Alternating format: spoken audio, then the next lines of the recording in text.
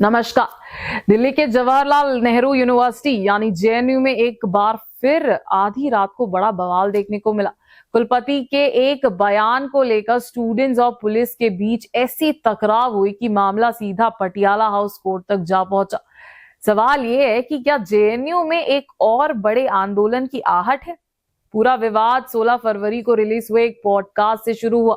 इस इंटरव्यू में जेएनयू के कुलपति सतीश्री टी पंडित यूजीसी के नए नियमों पर बात कर रही थी।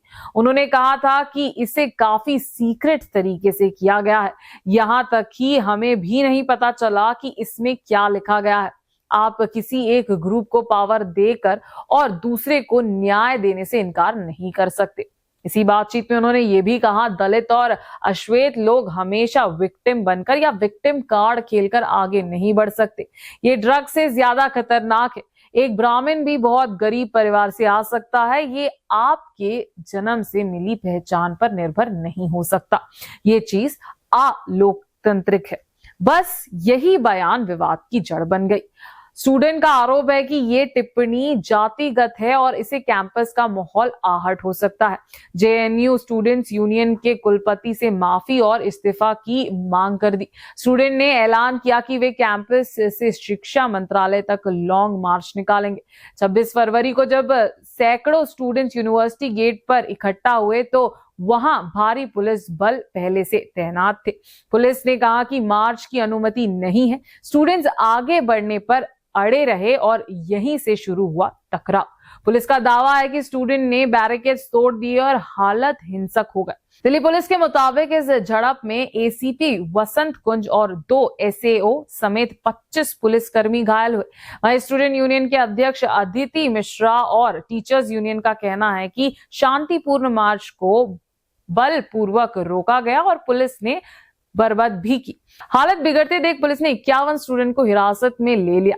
उन पर सरकारी काम में बाधा डालने और सार्वजनिक संपत्ति को नुकसान पहुंचाने जैसे धाराओं में एफआईआर दर्ज हुई। अगले दिन मामले पटियाला हाउस तक पहुंच गए।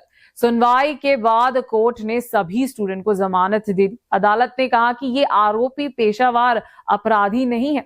स्टूडेंट के वकील ने इस लोकतंत्र की जीत बताई। अब जरा उस नियम की बात भी कर लेते हैं जिससे ये पूरा विवाद जुड़ा है। यूजीसी ने 13 जनवरी 2026 को promotion of equality in higher education institutions regulation 2026 जारी किया था। इसका मकसद उच्च शिक्षा संस्थानों में जाति आधारित भेदभाव को रोकना और इक्वालिटी कमेटी बनाना है।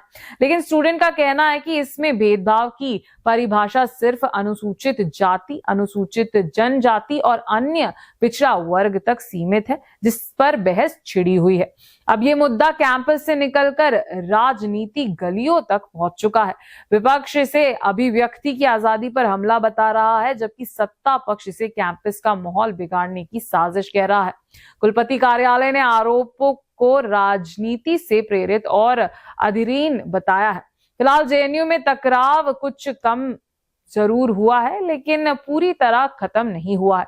गेट पर पुलिस की मौजूदगी और स्टूडेंट के नारों के बीच साफ दिख रहा है कि ये विवाद अभी थमने वाला नहीं है। अब सबकी नजरें शिक्षा मंत्रालय और यूनिवर्सिटी प्रशासन के अगले कदम पर टिकी हुई है। क्या जेएनयू में फिर एक बड़ा आंदोलन खड़ा होगा? ये आने वाले समय ही बताएंगे।